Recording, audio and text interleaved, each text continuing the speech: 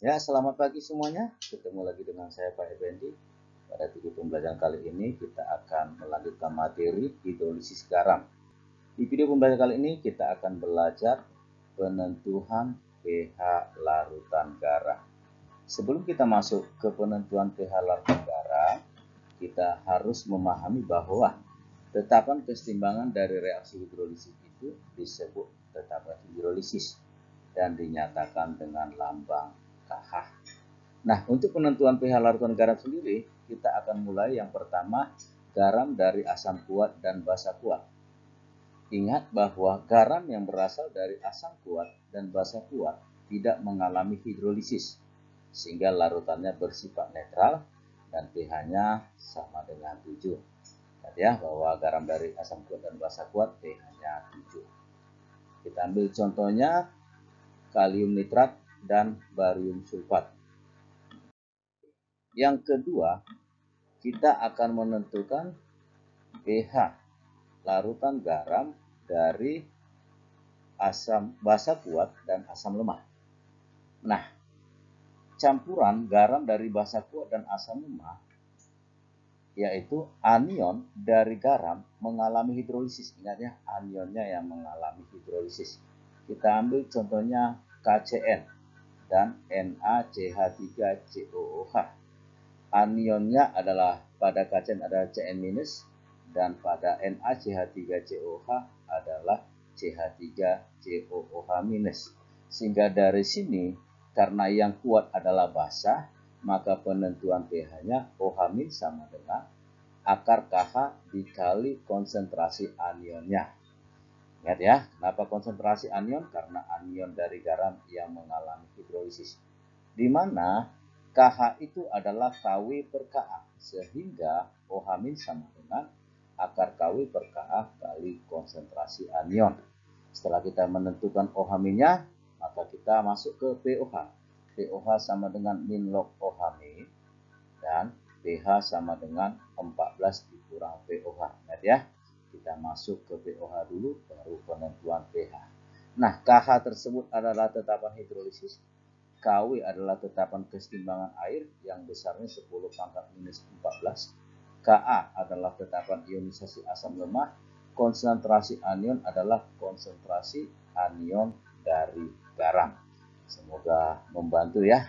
Kita lanjutkan terus. Yang ketiga, kita akan menentukan pH dari garam yang berasal dari basa lemah dan asam kuat.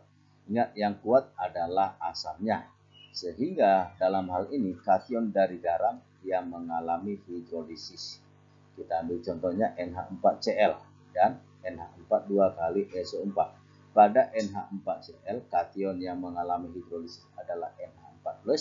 Pada NH4 2 kali SO4, kationnya adalah NH4+. Sehingga dari sini karena yang kuat adalah asam, maka H+ sama dengan akar KH kali konsentrasi kation. Kenapa konsentrasi kation? Karena kation dari garam yang mengalami hidrolisis. Lalu kalau KH kita ganti menjadi KW per Kb, maka H+ sama dengan KW per Kb dikali konsentrasi kation. Di mana harus pahami bahwa KH adalah tetapan hidrolisis, KW tetapan ionisasi air, Kb sama dengan tetapan ionisasi basa lemah, dan konsentrasi kation adalah konsentrasi kation dari garamnya. Semoga bisa dipahami ya.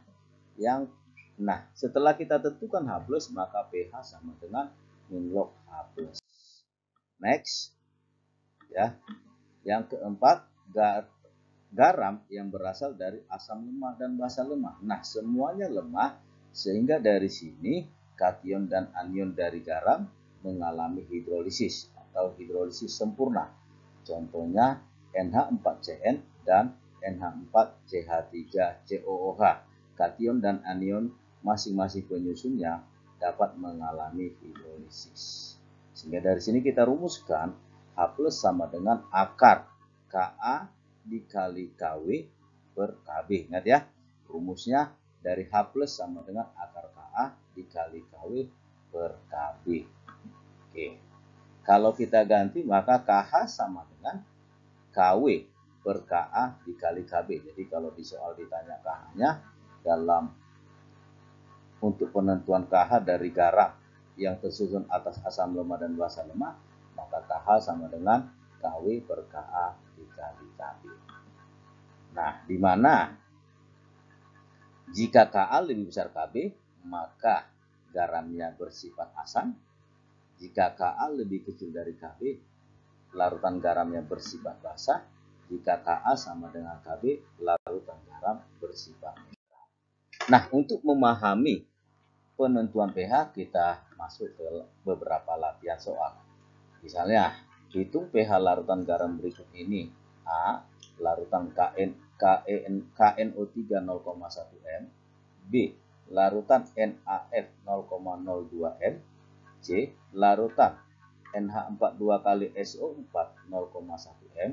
D. Larutan NH4CN 0,1 M. Di mana KW sama dengan 10 pangkat minus 14. Ka dari asam lemah sama dengan 2 kali 10 minus 4. Asam lemahnya HF. Ka dari HCN sama dengan 10 pangkat minus 10. Dan Kb NH4OH 10 pangkat minus 5. Oke, kita coba jawab ya. A. Larutan KNO3 0,1 M. Kita harus pahami bahwa KNO3 itu tersusun dari apa aja. Nah, KNO3 itu berasal dari asam kuat, yaitu dalam hal ini HNO3, dan basa kuat, yaitu KOH. Karena tersusun dari asam kuat dan basa kuat, maka larutan KNO3 adalah garam netral, sehingga pH-nya bisa kita tentukan sama dengan 7. Semoga membantu ya. Lalu B, larutan NaF 0,02 M. Nah, garam apakah NaF ini? NaF adalah garam basa. Kenapa? Karena NaF itu berasal dari asam lemah. Dalam hal ini AF, HF, dan basa kuatnya NaOH. Sehingga pH-nya lebih besar dari 7. Karena pH-nya lebih besar dari 7, maka dapat kita rumuskan OH- sama dengan akar dari KW per Ka dikali F-. Kenapa F-? Karena garam bersifat basa, anion yang mengalami hidrolisis. Sehingga NaF, kalau kita buat reaksi ionisasi dalam air, NaF adalah Na plus ditambah F-. Kalau larutan NaF-nya 0,02, maka karena koefisiennya sama, F-nya juga 0,02 atau 2 kali 10 pangkat minus 2. Kita lanjutkan pembahasannya lewat rumus tadi. Sehingga OH- sama dengan KW-nya 10 pangkat minus 14. Ka dari HF-nya 2 kali 10 pangkat minus 4. Di mana konsentrasi ion F-nya 0,02 atau 2 kali 10 pangkat minus 2. Sehingga kalau kita hitung, OH- sama dengan akar 10 pangkat minus 12. Ini sama dengan 10 pangkat minus 6. Setelah kita dapat menghitung OH-, kita langsung ke POH-nya. POH sama dengan min log OH-. Dalam hal ini 10 pangkat minus 6. Sama dengan 6.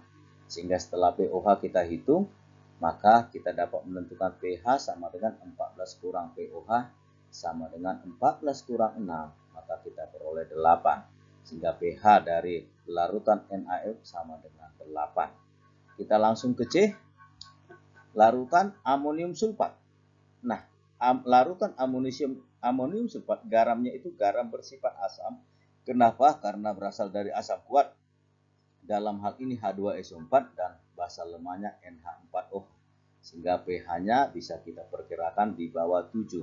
Karena dia bersifat asam, maka kita masuk ke dalam rumus OH H+ sama dengan KW per Kb dikali konsentrasi kationnya. Kalau kita buat reaksi ionisasi dalam air, NH4 2SO4 terionisasi 2NH plus NH4 plus ditambah SO4 2-. Nah, kalau NH4 2SO4 0,1, maka kationnya karena koefisiennya 2 menjadi 0,2 atau 2 kali 10 pangkat minus 1.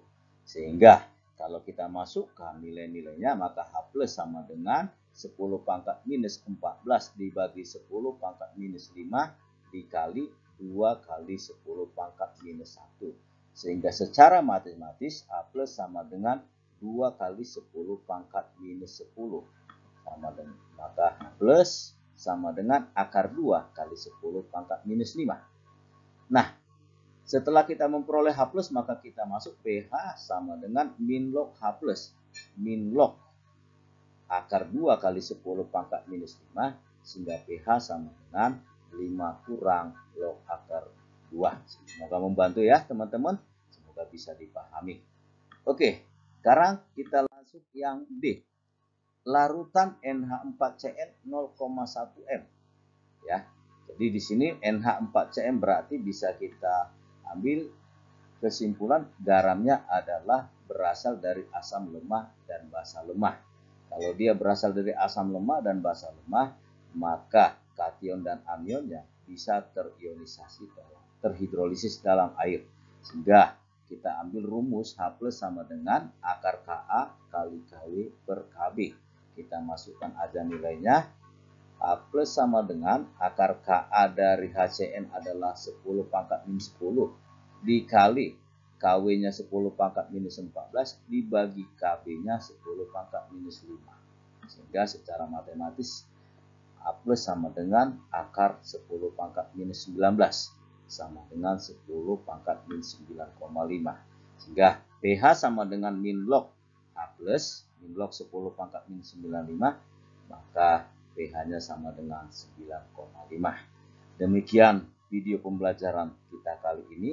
Semoga lewat video pembelajaran ini teman-teman bisa memahami bagaimana penentuan pH dari larutan garam. Terima kasih atas perhatiannya. Sampai ketemu di video pembelajaran berikutnya. Tuhan memberkati. Bye-bye.